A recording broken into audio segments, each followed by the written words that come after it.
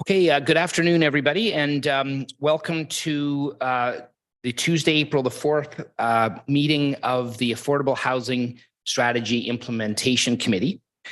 Joining us here today are members, Regional Local Councillor Joe DePaula, Cheryl Guinness, Kathleen McNackey, Ali Ismail, Michael Clare, and myself. I think have I got everybody? Okay, and then we've got a few other members of council here. We've got Councillor Tree and Councillor Thompson joining us as well. Oh, and I'm sorry, Councillor Davidson is also online, and so is Councillor Silibet. So welcome to everybody. So the first item of this meeting is a call to order, and the next item is adoption of the agenda. So I'd like a motion to adopt the agenda from a member of the committee. Okay. You need to.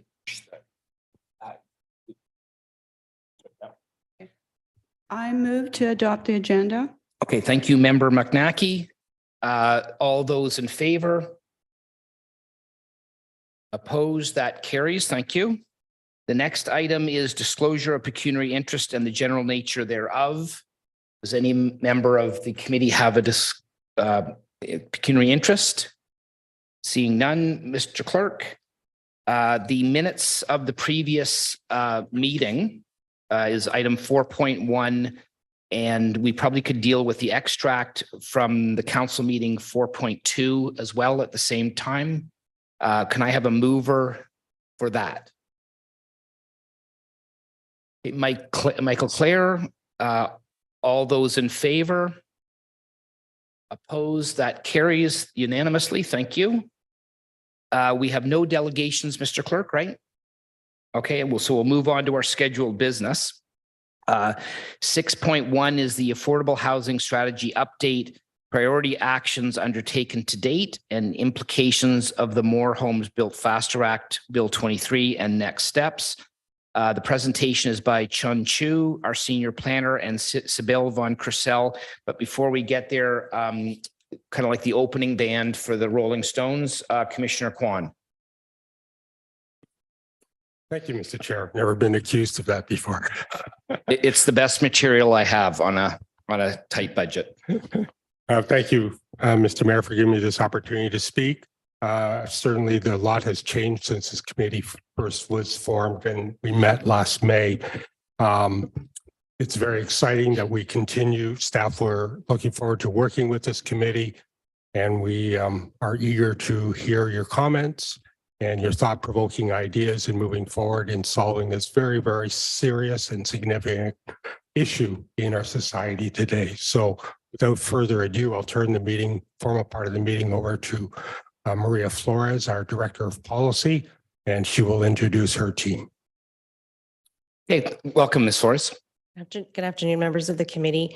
So I am new to this initiative. So again, my name is Maria Flores, Director of Policy Planning, and I did want to take an opportunity to introduce you. We have Sybil von Kersel, our Manager of Policy, and this is the team leading the Affordable Housing Strategy, as well as our official plan update, amongst other things. And Chun Chu is our Senior Policy Planner, who is also tasked with this very important initiative. So because we have been talking about housing and affordable housing in particular over the last few months, without further ado, I'm going to pass it over to them and walk you through the presentation. Okay, thank you very much. Ms. Chu, welcome, and Ms. von Kersel, welcome. Thank you, Mr. Chair.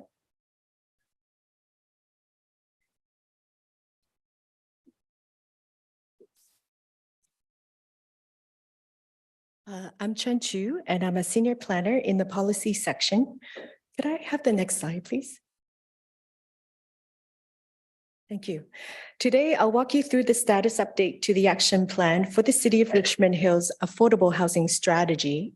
Later on, Sybil von Kersel will summarize the impacts of provincial, federal, and regional initiatives and programs on our affordable housing strategy. And we'll then conclude with next steps. Next slide, please. Since we met last in May 2022, there has been some progress made on the implementation of actions of the housing strategy. Next slide, please. As you recall, there are 44 action items in the affordable housing strategy. These 44 action items have been grouped into 7 categories, as noted on this slide. Since 2021, city staff has completed several of the action items. These are noted in the memo that was provided to you along with the slide presentation. Several of these completed actions are represented by solid green check marks. There are also a number of other initiatives that are underway or ongoing, and they are shown as green diamonds. On the left-hand side, you'll see that the policy and regulatory actions are grouped together because the regulatory action often requires authorization by policy first. While in some cases, the policy work is complete, they are shown on this table as in process because the regulatory component has not yet been completed. In total, we have finished 6 action items. There are another 10 that are ongoing, and we are making progress on 10 other action items. I'll elaborate more on some of these actions in the next few slides. Next slide, please. This slide shows 4 sets of action items that have been completed since the last time we met with the committee in May of 2022. During that year, we tackled a number of policy action items through Official Plan Amendments 18.3 and 18.4. These 2 OPAs updated the official plan to ensure that there are no barriers to building innovative housing forms, to limit the demolition and conversion of purpose-built rental housing, and to require 3 or larger bedroom units in high-density development. The OPAs also promotes complete communities and prioritizes surplus public lands for affordable housing. Lastly, the OPAs also provides design guidance on above-grade parking structures. Another important initiative the city completed in 2022 is the development of a community benefits charge strategy and its associated bylaw. The bylaw was passed by council on July 6, 2022, and the bylaw authorizes the city to levy against higher density residential development to fund capital costs of services due to development. Part of the revenue collected will be used to fund the proposed community improvement plan for affordable housing and sustainable development. And I'll provide more details about this CIP in the next slide. A third milestone reached in 2022 is the passing of the city's parkland dedication bylaw, along with the updates to the city's park plan. It is noted that land dedication may occur on-site or off-site. Next slide, please. One of the completed action items is the update to the handbook for developing affordable housing. The most recent version of the handbook contains updated affordable thresholds for rental and ownership housing, which are shown on this slide. In addition, the handbook added new information about federal funding programs, including the Affordable Housing Innovation Fund, the Federal Lands Initiative, and the Savings by Design grant. The handbook has not added any more to the list of for-profit or nonprofit housing providers. However, we continue to promote these organizations in the handbook in order to make it easier for potential partnerships to form in the future. Next slide, please. I'll now pass the podium on to Sibel to speak about the impacts of the provincial initiative, More Homes Built Faster, on our affordable housing strategy. Thank you, Jen. As noted on the slide, this initiative impacts legislation, regulations, policies, and other matters. And I'm going to elaborate on them as it relates to our affordable housing strategy in particular. If we could go to the next slide, please. So the initiative is intended to provide for 1.5 million homes in Ontario in the next 10 years. And again, it would be undertaking, it's a multi-pronged initiative that deals with legislation, regulation, and other matters. And in terms of the particular elements of the initiative that affect our affordable housing strategy, there are amendments to the Planning Act and the Development Charges Act. There's proposed amendments to our inclusionary zoning regulation. There's a proposed regulation regarding rental replacements. And there's also proposed changes to the building code. There's also a proposal to merge basically the provincial policy statement with the growth plan and create a new policy document. And there's also an initiative where specific municipalities have been identified to provide a target of a number of units within the next 10 years. And so I'm going to speak about those particular initiatives under this umbrella of the More Homes Built Faster. If we could go to the next slide, please. So one of the changes in the Planning Act that is in effect is the approach to additional residential units. Prior to the change, the Planning Act allowed for municipalities to allow for 2 units within a house and a 3rd unit in a structure accessory to that house. And our official plan was updated to implement that provincial Planning Act direction. With the Bill 23, that was revised slightly to make this all as of right. So we don't actually need to have policies in our OP or zoning bylaw. It's already done through the Planning Act. And it also allows for up to 3 units in a house, as long as you don't have a 3rd unit in a structure accessory to it. So from the perspective of our affordable housing strategy, we had talked about, and we had proposed this through OPA 18.4, this notion of multi-attached housing, which would allow for more than 1 unit in a house. Given this direction in the Planning Act, we feel that the multi-attached housing objectives of the affordable housing strategy have been implemented by allowing 3 units within a house, and also the zoning is in place for that to happen. If we could go to the next slide, please.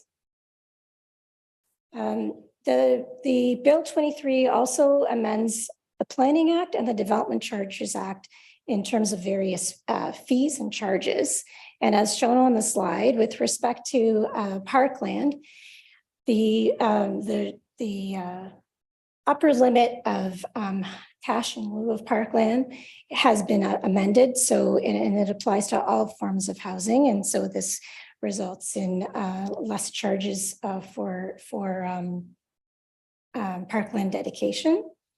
The Development Charges Act has been amended with respect to rental housing. So as you can see on the screen, depending on the number of units, there is a reduction in the development charge for each of those rental housing units. The parkland, CBC, and development charges have also been amended to allow for certain exemptions. Some of these are in effect and some are not. So in terms of the exemptions for affordable or attainable housing, this is not yet in effect. There is exemptions for nonprofit housing, as well as affordable units where you have an inclusionary zoning bylaw in effect. And there's exemptions for additional residential units. So from the perspective of our affordable housing strategy, this impacts a couple of our action items. One of them is with respect to developing a community improvement plan.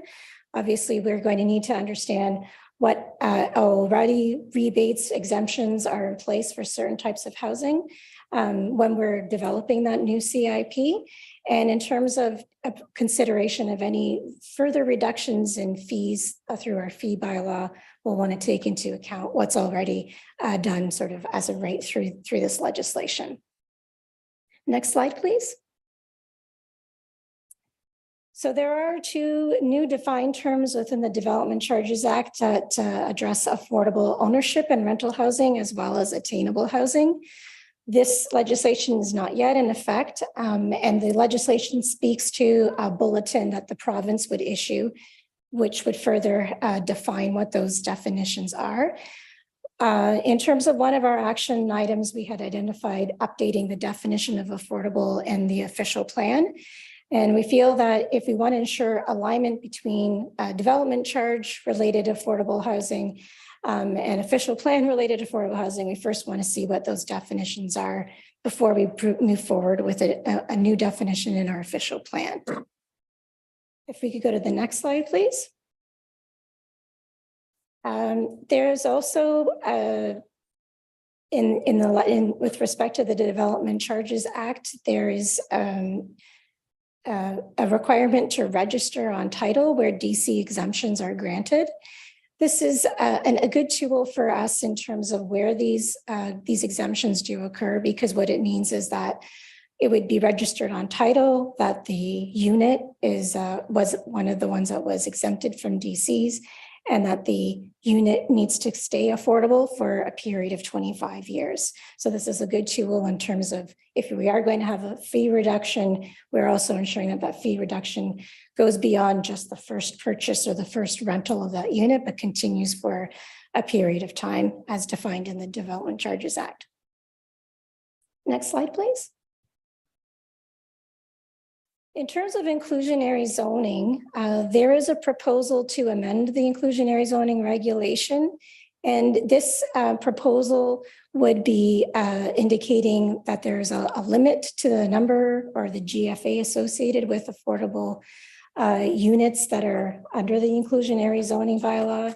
It would establish a maximum time period for the units to remain affordable, and it would also prescribe what that affordability rate is. So these are all potentially new provisions in that regulation that don't currently exist.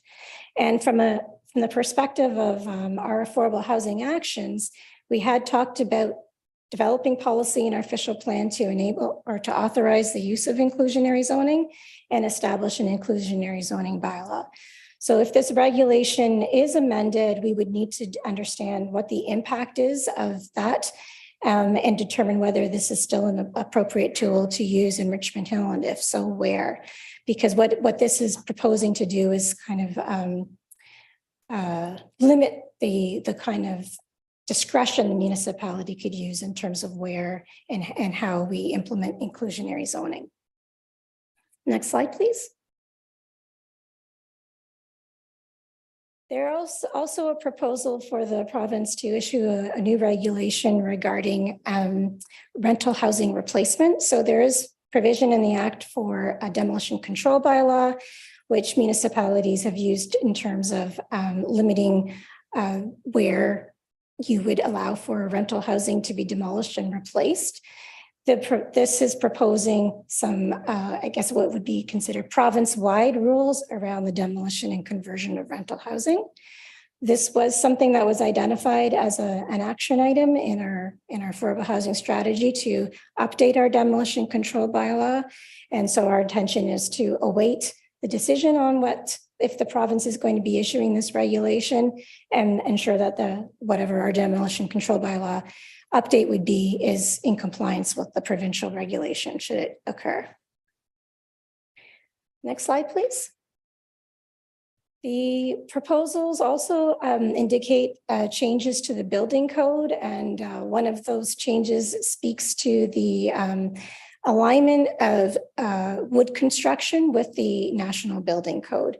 I'm no building code expert by any means, but we do speak about promoting the use of alternative construction materials and methods in our affordable housing strategy. There is an understanding that wood construction can result in some cost savings for development.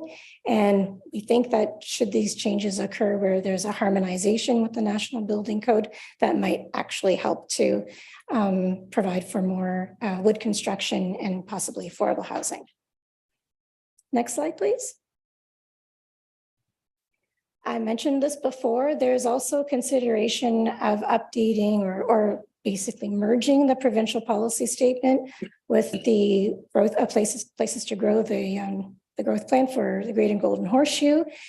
They are speaking about changes, not only in terms of merging the two instruments, but also updating policies around major transit station areas, and among other things. And so without knowing what that new policy document is going to say, as we kind of mentioned this with our official plan update committee, we're thinking at this point we would not proceed with our housekeeping amendment, which would include things like the definition of affordable housing, and also not proceeding with our major transit station area amendment because we want to see the outcome of this new policy document before moving forward with that. So that means a couple of our actions that relate to fully recognizing all of our MTSAs and the definitions will need to await the conclusion of that proposed policy document. Next slide, please. Another item that has been that is in effect by the province is this provincial targets for municipalities. So the city of Richmond Hill has been given a target of 27,000 new units by 2031. We have had several council meetings about Bill 23 in general and this municipal target in particular. The city has done their pledge to try and achieve this target over this very aggressive time period. And when doing that pledge, many of the initiatives that we're doing through this affordable housing strategy was recognized. Next slide, please. So in addition to sort of provincial initiatives that have an impact on our affordable housing strategy, there are also some federal and regional programs. So I just want to mention a couple of them to you. If we could go to the next slide, please. So from the federal program perspective, just recently at the beginning of this year, they've implemented a vacant homes tax, which is generally geared to foreign-owned properties. They've also brought forward a multi-generational homes renovation tax. So tax credit, sorry. So it's a way to incentivize the creation of secondary units within existing housing that are intended to support families aging in place, as well as families that may have special needs. From a regional perspective, there is work being undertaken in terms of a vacant home tax at the regional level. And there's also work being undertaken to develop an affordable private market housing implementation plan. So these initiatives also would have some impact on our strategy. You may recall our strategy does reference the provision of a vacant homes tax as a possible tool to use at the city. But of course, we wouldn't want to proceed with that until we understand what's happening at the regional level. And like I said, there's already a federal vacant homes tax in place as of now. So we want to understand all those implications before we make any further recommendations in that regard. In terms of the multi-generational homes tax credit, that will be something we will take into consideration when we're looking at our community improvement plan and what initiatives we may want to undertake there, knowing that there's already some funding happening at the federal level. And finally, with respect to the regional initiative on the housing implementation plan, this impacts sort of two of our action items, one being our monitoring, because there is a monitoring process that the region is building, and we would want to partner with them on that. And also any work that's being done for this implementation plan, we would want to take into consideration for facilitating partnerships through our work. And I think I'm almost at the end of my slide. Yeah, okay. So this slide just is a recap of where certain action items are being impacted by the provincial, regional, or federal programs, as I have already outlined. And sorry, Sean, I'm only giving you like 32 seconds. Perhaps don't worry, just turn the bell off. I mean, this is why we're here today. So okay. So I'm going to pass the podium back to Chun, and she's going to speak to you about our initiatives over the next 12 months or so in relation to the impacts that I've just mentioned. Thanks. Thanks, Abel. Next slide, please. So to conclude our meeting, I will go over actions that are underway. Next slide, please. We have 5 initiatives that are underway. The first is the creation of an inventory of surplus or underutilized city-owned lands or buildings that could potentially be used for affordable housing. We have developed a methodology and we're presently refining data to create a list of properties.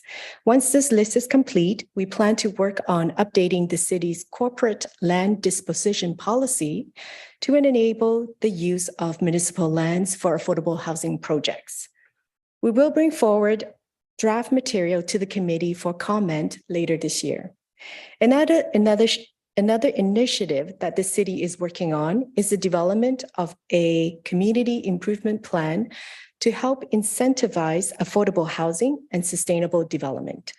We hired a consultant last fall, and work is underway to explore what types of affordable housing the CIP could incentivize and what areas in the city should the CIP be applied to. The CIP would also look at ways to incentivize green building design above and beyond the minimum standards in the city's sustainable metrics. We propose to share the findings of this background work with the committee in 2023 as well. The city will also be engaging with a consultant this year to conduct a peer review for the Affordable Housing Needs Assessment Report for inclusionary zoning. The peer review is a legislative requirement under the inclusionary zoning regulation. And while we're undertaking this peer review, we will also take the opportunity to update the assessment report because there has been some updates or changes to the IZ regime, as well as changes to market conditions. In terms of policy work, we continue to update the official plan. And in that regard, amendments will be brought forward for public consultation this spring regarding 4 centers in the city that would support the development of compact communities, complete communities, and we will also be introducing protected major transit station areas into our official plan through 3 of the 4 center-specific official plan amendments. With respect to regulatory tools, our zoning team is in the process of reviewing existing zoning bylaws to ensure that there are no barriers to shared housing and other innovative housing types, such as laneway housing or tiny homes. And lastly, our transportation department is currently undertaking a parking strategy update, which will be used to inform our comprehensive zoning review. The parking strategy will consider reduced parking standards for affordable housing projects. Next slide, please. Thank you again for your time. To wrap up, we recommend that the committee receive this presentation and its related memo and refer all comments back to staff. Okay, thank you so much. That was, I don't know that anybody feels the same way I do, but that was a little bit like drinking from a fire hose. That's a lot of information. So thank you for that. Okay, so we will bring this back to the committee. We have a recommended motion that the presentation be received, and I suppose all comments that we are making here be reported back to staff. So I need, I'll open the floor to the committee to kick us off. And if anybody on the committee would like to move that motion, that would probably be a good thing to do at the same time. So Ali, do you want to kick us off and move those? Do you have any comments? Comment. Oh, so, okay. No, just speaking to the microphone. Yeah. Sorry. Thank you very much for the report. It's so extensive and thought-provoking. So I would suggest if you can send this to all of us so we can chew over it and come back with any questions, queries, or whatever it is. I think it'll be more fruitful in terms of the conversation going forward. Just seeing it for the first time and you have to work on it and get a copy to start with. Okay, is that response from staff? Yes, I just wanted to clarify, we did provide the memo and the slide deck in advance of the meeting. So okay. Yeah. Okay, Mike, Mr. Clare, you're finished? Yes. Yes. Oh, sorry, not Mr. Okay, anyway, Mike Clare, you're next. My compliments to staff. Mr. Chair, through you, my compliments to staff. This was an excellent report. There's a lot of good things in there. I have some specific questions that I'd like the staff to consider. One is the DCs on title. Is it possible that if you want to have affordable housing for the long term, is keeping a DC on title for just 25 years adequate? So should that 25 years be looked at again and maybe made an even longer period? So I'd like you to consider that. Also, in the community improvement plan, is there a breakdown between the financial tools improving rental units versus home ownership? Is there some ratio that you're looking for there? Thank you. Okay, so we've got two questions. Which one of you guys would like to start? So in terms of the registration on title for the DC exemption, that's what the current DC legislation says. It's up to 25 years for the affordable housing. So it's kind of out of our hands in terms of being able to extend that time frame. And then in terms of the question regarding the CIP, so at this point, we are doing our consultants are preparing the background work. They will be looking at the implications for having incentives for ownership housing as well as rental housing, and bring back some recommendations in terms of how we design that CIP. So definitely something for consideration moving forward. Okay. Member Claire, do you have any other questions? No, okay. Member McNackey. Thank you. That was so much information. It's really hard for me to process it all. And so I'm not a person with a planning background, and perhaps you could just help me out a bit. I'd like to ask about, for example, inclusionary zoning. I don't really know what that means. So can you please tell me what is the goal of inclusionary zoning and what are some of the drawbacks? And you had mentioned peer review of inclusionary zoning. So maybe you could speak a little bit more to that. Good questions. Okay. Inclusionary zoning primer. In 10 seconds or less. Can you speak right into the microphone? I'm just concerned that it's loud enough for some of those on online. Okay. So with respect to inclusionary zoning, it's a tool under the Planning Act. It allows the municipality to require a certain portion of housing development to be affordable. The Planning Act, in addition to the provisions of the Planning Act, there's also a regulation. And so in order for the city to bring forward an inclusionary zoning bylaw, we first need to authorize that through our official plan. And in the official plan, we would be outlining provisions that would otherwise be provided in the bylaw that would talk about what is considered to be the threshold for affordability, how many or per units or what percentage of GFA should be attributed to those affordable units. How long would those units need to stay affordable? And like I was saying before, presently the legislation and the regulation provides the municipality with all of that discretion. We could say that the units need to stay affordable for only 5 years, or we could say it's going to stay affordable in perpetuity. If the regulation is amended though, and the province establishes those parameters, then we don't have that ability. But once we have the policies in place and have the bylaw in place, when a development comes in, we would be saying, okay, you're required to provide, for example, 5% of those units are going to be affordable. And on title, those affordable units, it would be registered that these are an inclusionary zoning unit. The unit will stay affordable for this period of time. And so the real difference between this and maybe other ways in which we've tried to establish affordable housing is that it's not just the first buyer that benefits from those affordable units. It can continue from buyer to buyer.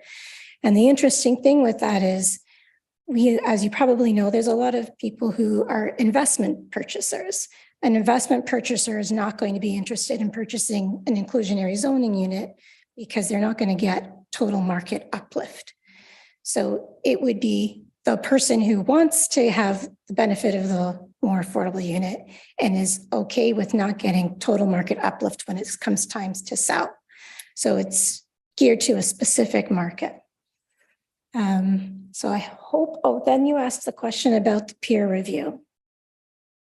So if we were to proceed with inclusionary zoning, the province requires us to provide undertake a needs assessment and have that needs assessment peer reviewed. So we did do the needs assessment in 2020 or 2021. 2021, sorry, we started 2020, finished in 2021. So we have not yet had that peer reviewed. So we want to have the peer review done, but we also recognize that new census information has come out since it was first drafted. Market conditions have changed and regulatory and legislative conditions have changed. So when we do the terms of reference for this peer review and update, we'll want them to, again, not only do the peer review to ensure that the methodology for the needs assessment met the requirements of the Planning Act, but also update some of the data in there so that we have more up-to-date information in terms of designing that inclusionary zoning bylaw should we choose to go forward with it. Who are the peers when you say peer review? Oh, that's a good question. So we had consultants prepare the affordable housing strategy and the needs assessment, and they were people like planners and economists. They were who specialized in policy regarding affordable housing. So a peer review would be similar to those types of consultants that would have that economic understanding, have the housing understanding, and be able, and the planning understanding, and be able to evaluate and update the that needs assessment. Thank you. Okay, thank you. Anybody else on the committee? Hang on one second, Councillor Tree, I'm going to open it up to non-committee in just a second. I have a couple of questions. Okay, seeing no more committee members. Okay. Just trying to think where to start. I just want to be clear. So the DC reduction that's in place right now is no matter what the price of the house, they get the DC reduction because it's a phase-in period of over 5 years, right? Yes. So even if you're building a 10,000 square foot house, you would still get a reduction in DCs as of right now.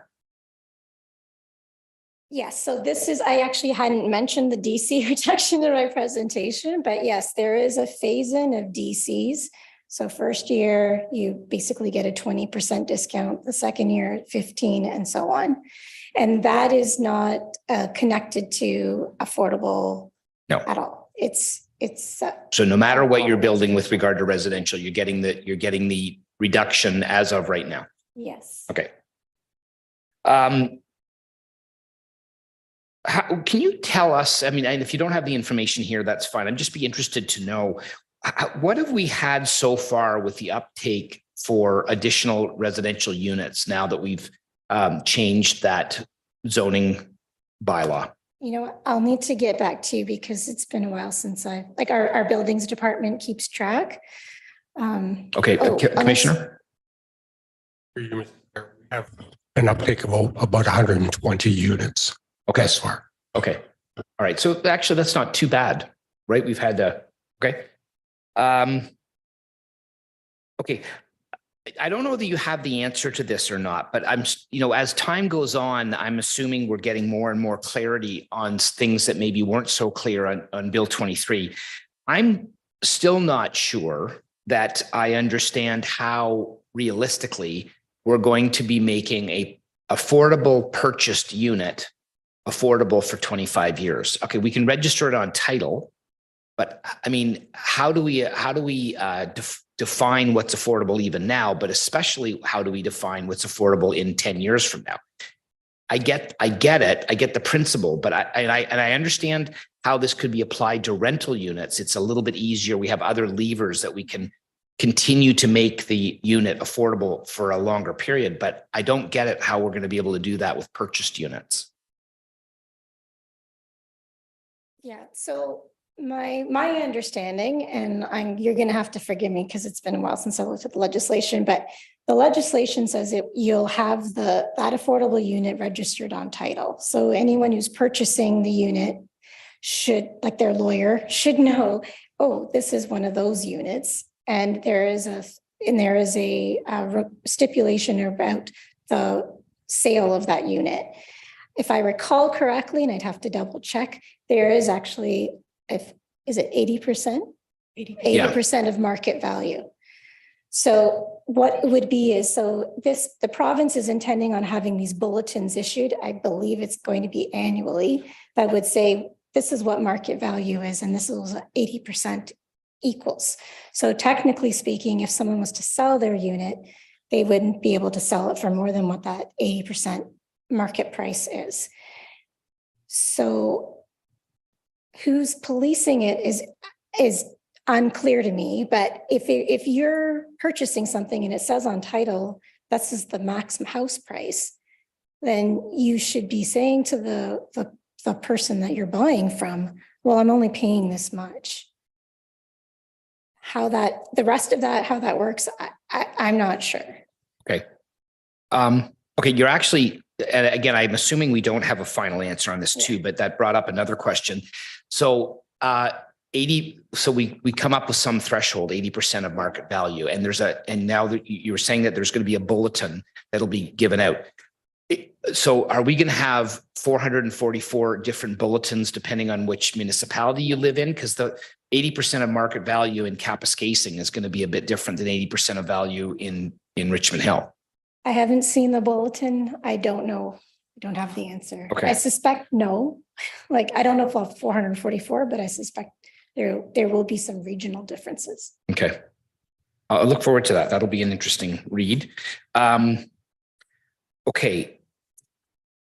What is the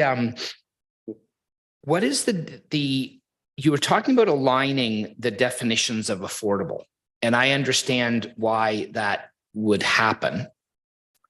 But what I'm concerned about there is that 80% of market value on a $2 million home isn't really going to be affordable for very many people. And we have had difficulty, I know, over the years with this kind of definition of affordable, and we still, I think, have that difficulty to maybe a slightly less degree, but we still have it. What are the implications of aligning our definition of affordable with whatever the provincial government finally comes up with? Because for the purposes of our affordability strategy, we know that, again, using the example of a $2 million house, 80% of a $2 million house is still not affordable.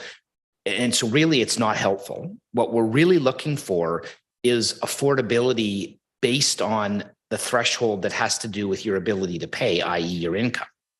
So I get that we would want to align the two, but, I think from an on the ground affordability strategy, we need to be a lot more specific about that. And unless the provincial government radically changes their threshold of affordability, which, by the way, I hope they will, because I think 80% is in most cases is not helpful.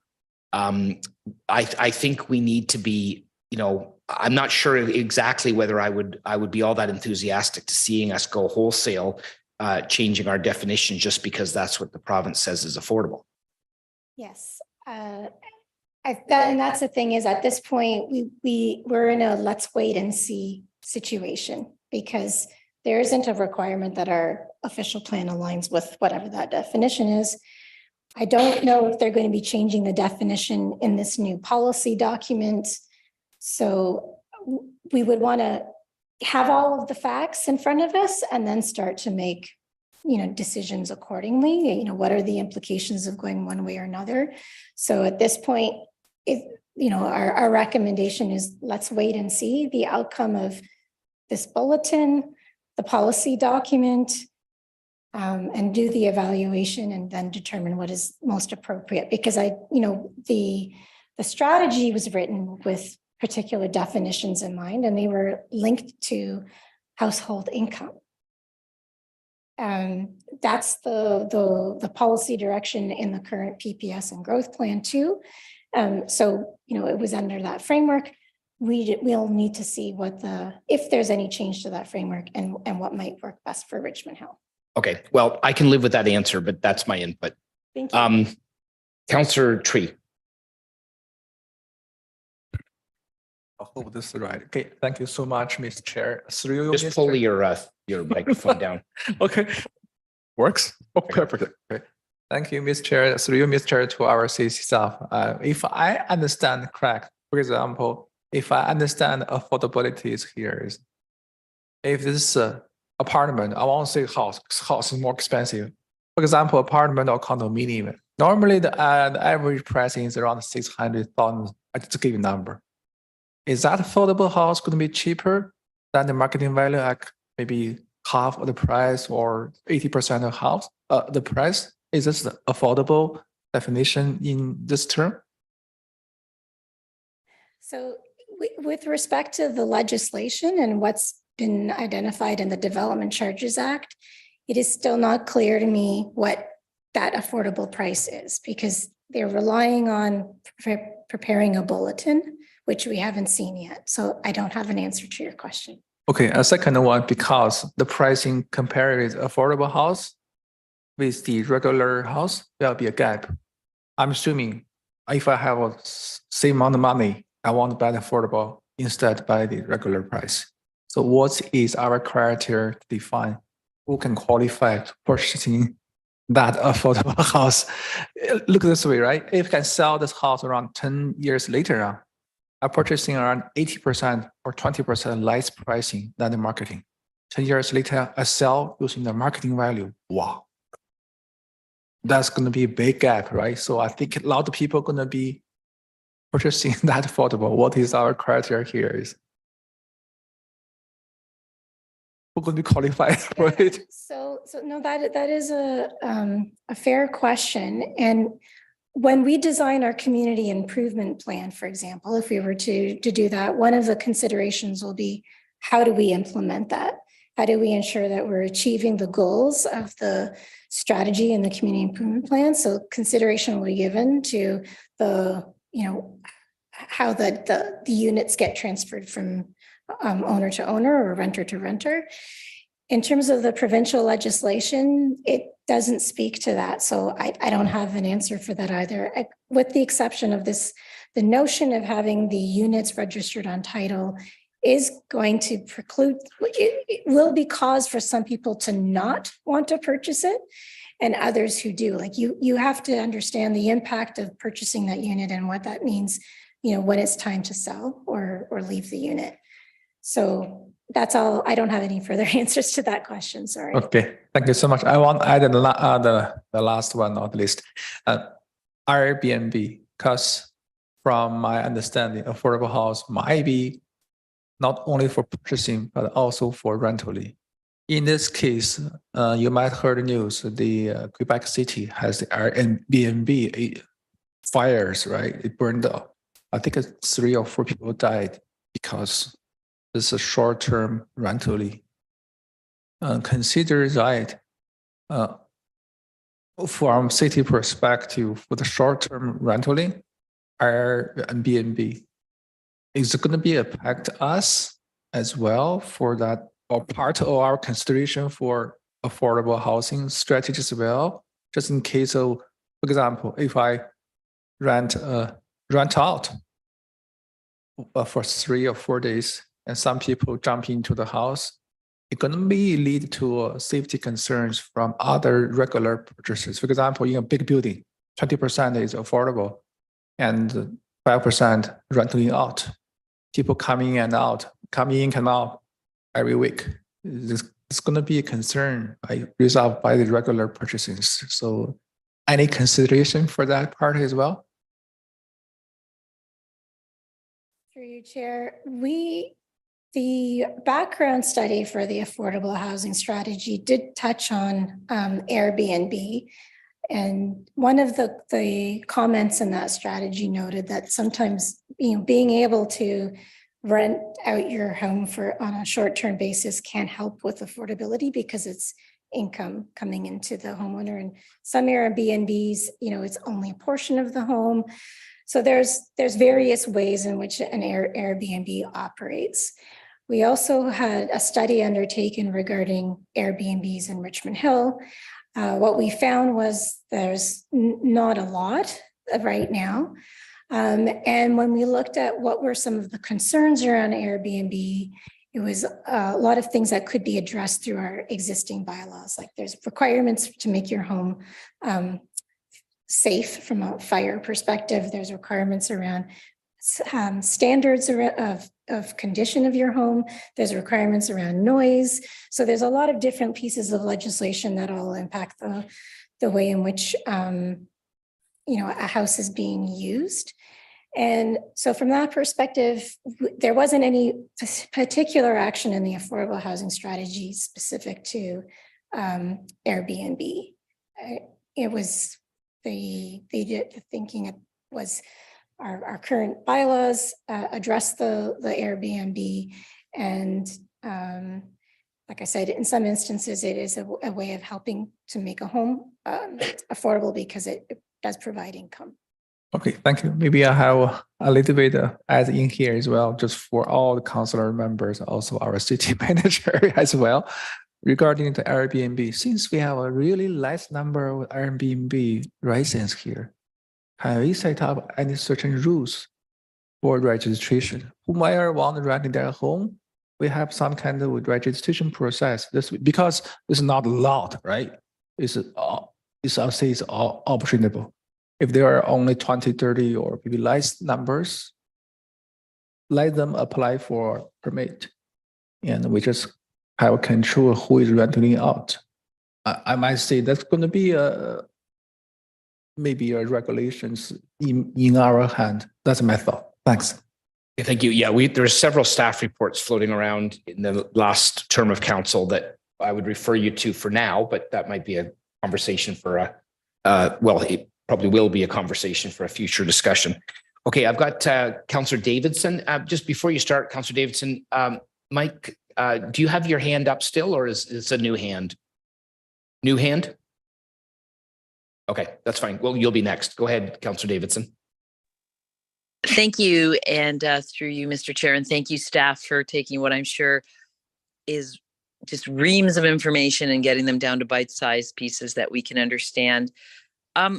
I don't quite understand how there's nothing in the act that forces someone, say I'm building a condo and it's going to have 300 units. There's nothing in the act that forces me to build any of them and rent them at an affordable price or sell them at affordable price. Is there, the incentive is supposedly the reduced DC charges and other perks? Yes, that's correct.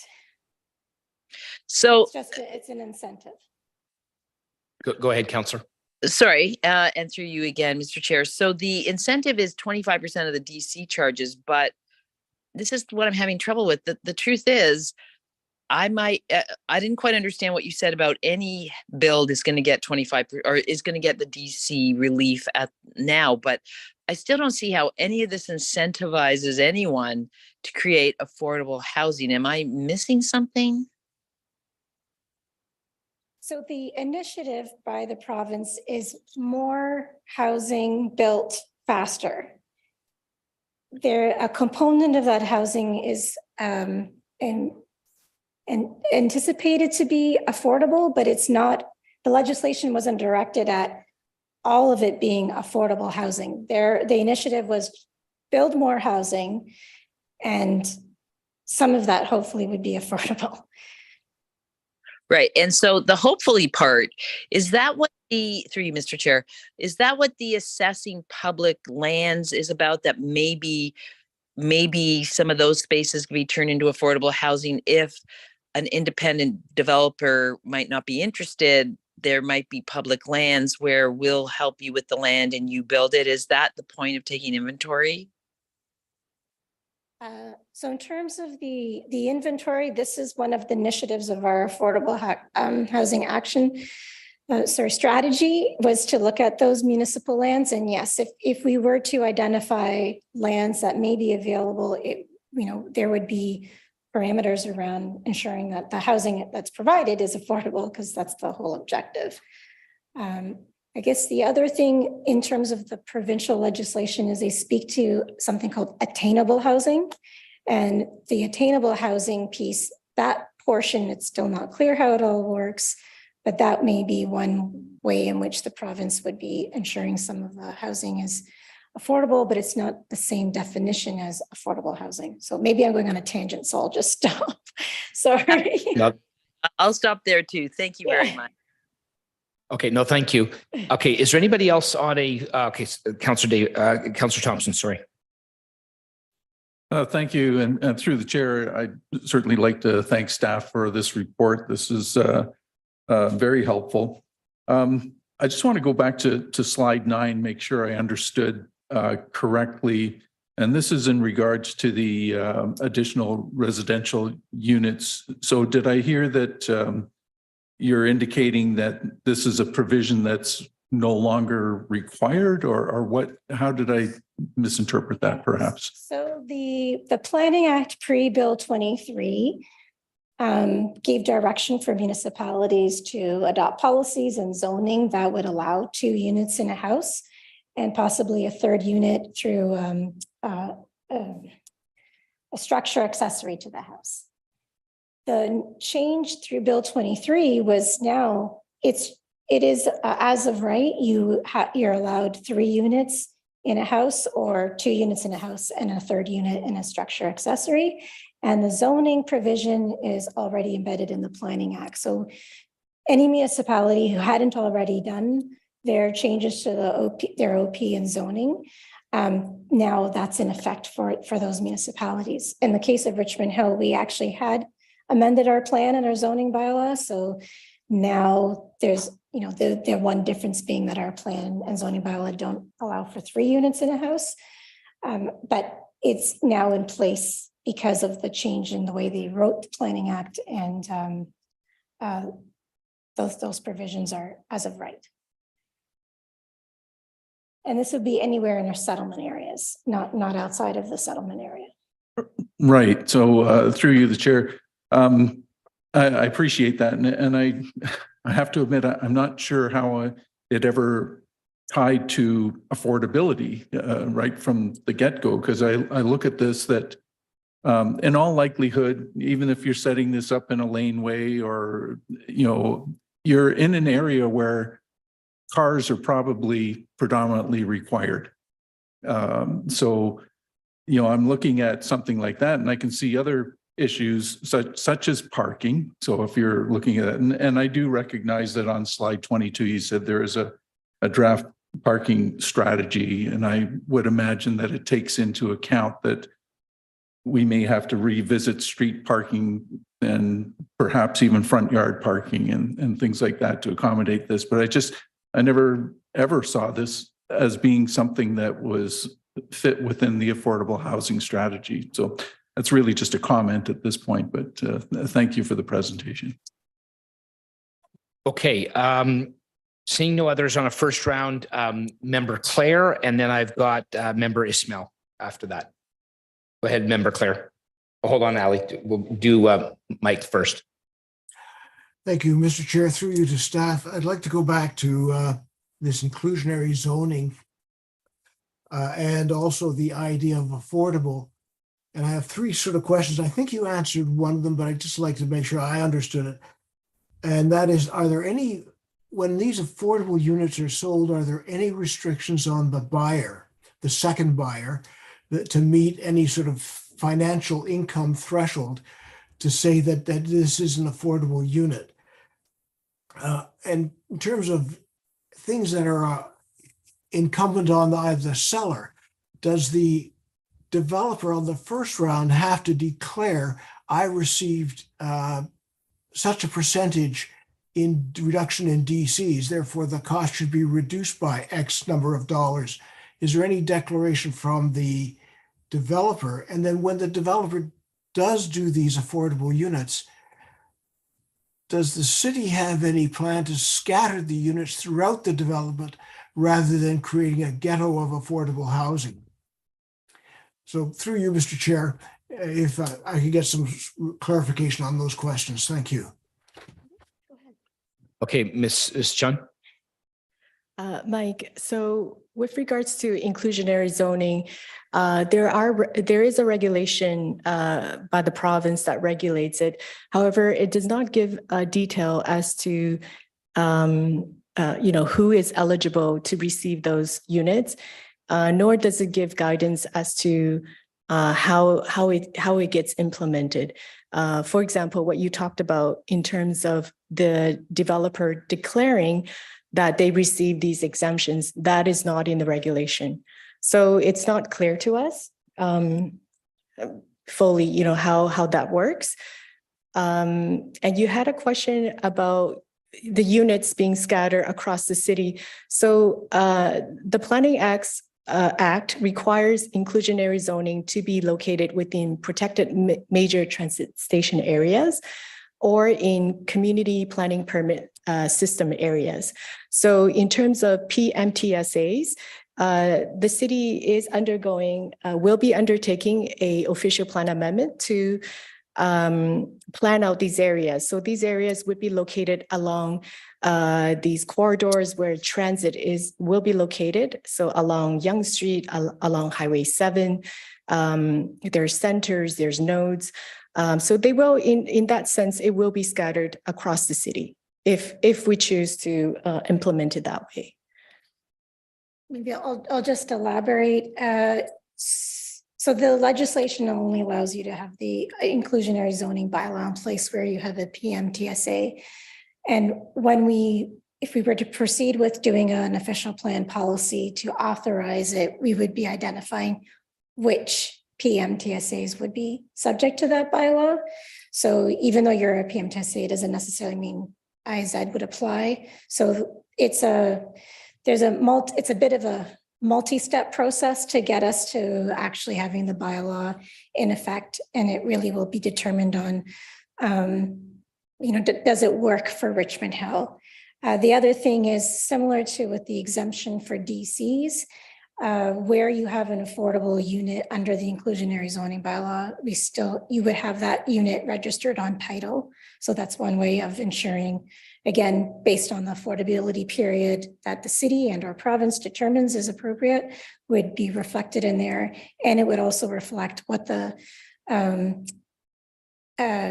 transfer of that unit to the next owner price would be, whether it's a rental unit or ownership. And there is, with rental housing, I think it is a little bit easier to implement, but those are all things that will need to be fleshed out as we move forward if we choose to go that way in terms of developing that bylaw. Did we answer all of your questions? Yes. Yeah. Okay. Good. All right. So Member Claire, do you have any other comments at this time? No. Okay. All right. So Member Ismail. Yeah, one comment that Councillor Davidson made, which was very valid, the break in the DC is not enough to incentivize anybody to build this. The real incentive is the financing that the CMS is offering. At the bottom of the interest rate a year ago, CMSC financing for affordable housing was 1.5%.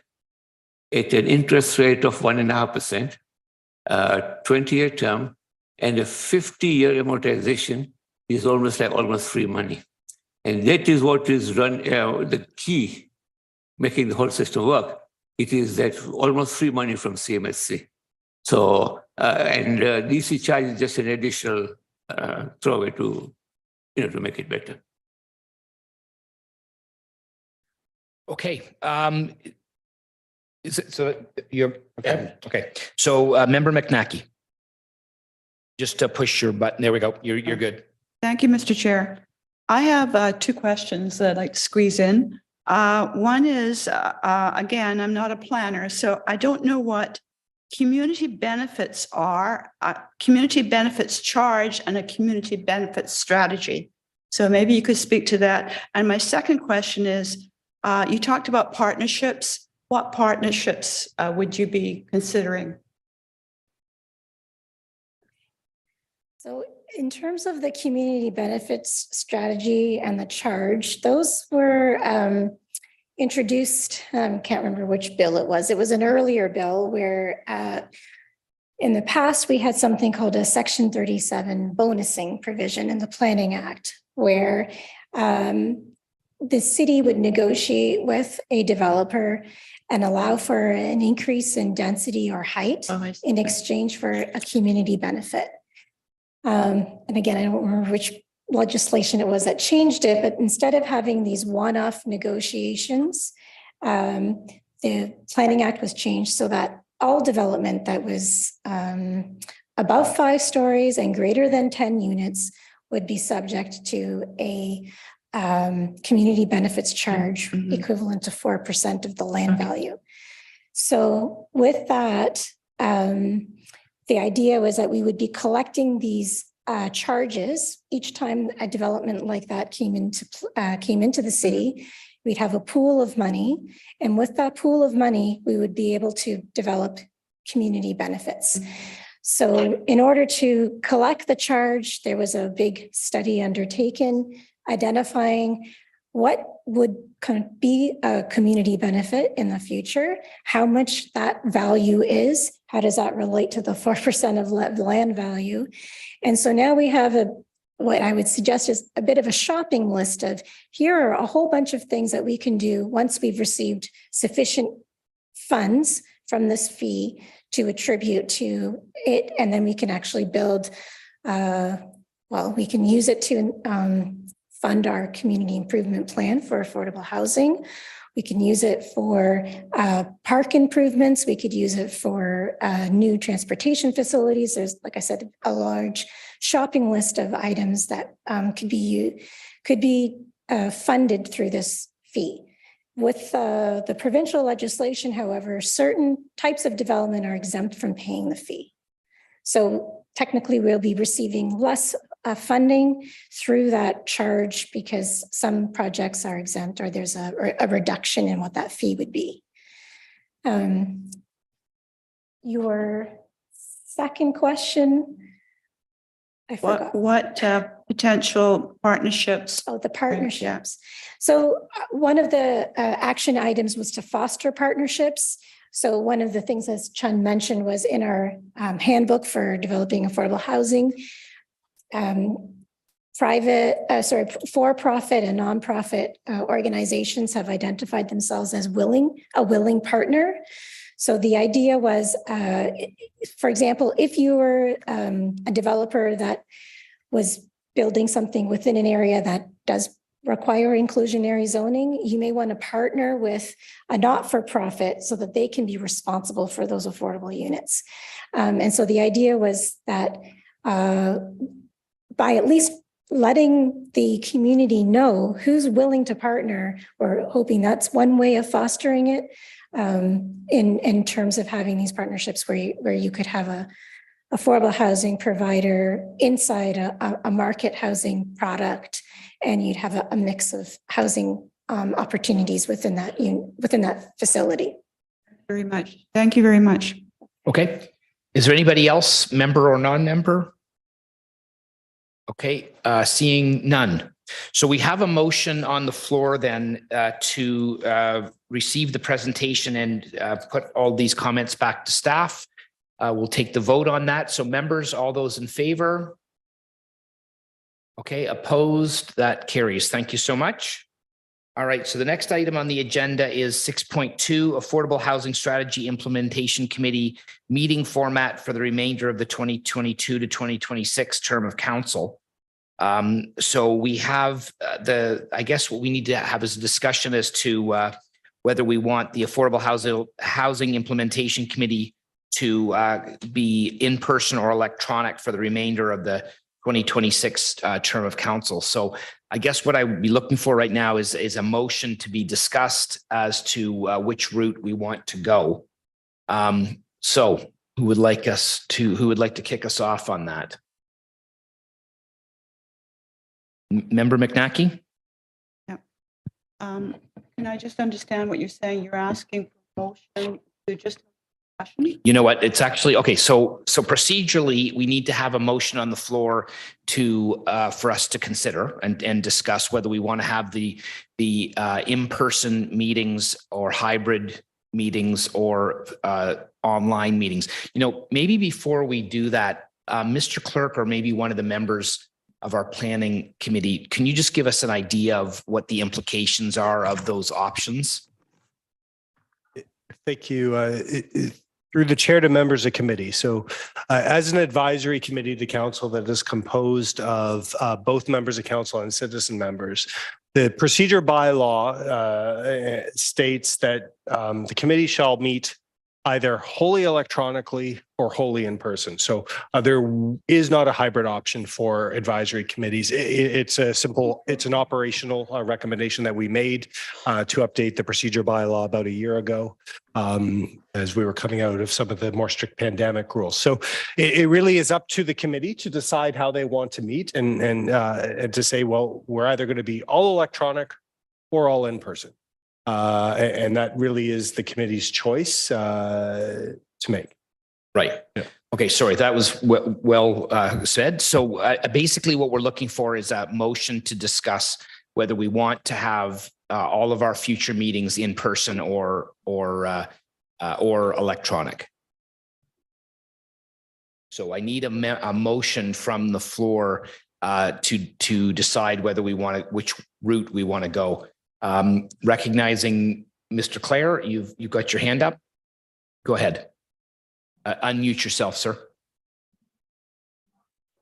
Mr. Chair, through you, I would move that we go for electronic meetings for the rest of the sessions. Okay. So that's the motion then that's on the floor, that we will do the rest of our meetings electronically from here on in. So any discussion on that? Member McNackey? I'd like to speak to that. I would tend to favor hybrid meetings. May I say that? Because I believe it's important that we see each other. We have the opportunity to see each other. I also like the idea of electronic meetings because sometimes we're not able to come here, but I really do believe it's valuable for people to come here in person. Okay, I think if I'm not mistaken, what I'm hearing from you, Mr. Clerk, is that it's, according to our procedure bylaw, it's either one or the other, but it isn't, a hybrid is not an option in our procedure bylaw. But Mr. Clerk, if you can just clarify that. Pardon me. Yes, thank you through the chair. That is correct. The procedure bylaw is very specific when it comes to advisory committees. Hybrid is not an option. It's either fully electronic or fully in person. Okay. Member Clare, I'm not sure that you were finished your comments, and I'm sorry I jumped in. Did you have anything further to add? No, I have nothing to add at this time. Okay. All right. So Member McNackey, did you have anything else you wanted to add? No, thank you very much for clarifying it. Okay. Anybody else? Okay, I see nobody. So the motion on the floor then is to continue on with meetings in an electronic format going forward. So all of those in favor? Okay, any opposed? Okay, one opposed. So that does carry. Okay, thank you so much. The next item is a memo from Kelvin Kwan, Commissioner of Planning and Infrastructure, dated March 30th, regarding a progress update on the action plan for the affordable housing strategy. And the recommended motion is that the status update be received and comments referred back to staff. So do we have any comments, and would somebody like to move that motion? Okay, Vice Chair DiPaolo, did you have anything you'd like to talk about for this? No, I'm just happy to move the motion. Okay. Chair. All right, so we've got a motion on the floor. Is there any other comments from either members or not? Okay, seeing none. All those in favor of receipt? Okay, opposed? Okay, that carries unanimously. Okay, thank you, everybody. I think that brings us to the end of our meeting, at least almost. We have the date of the next meeting is Tuesday, July the 4th at 1:30. I'm hoping we won't have any snow at that time. It's hard to imagine given the slow coming of spring this year, but you never know. And so what I'm looking for right now is a motion to adjourn. I move that we adjourn. Okay, Member McNackey, all those in favor? Opposed? That carries unanimously. Thank you very much, everybody, and we'll see you in July. Thank you.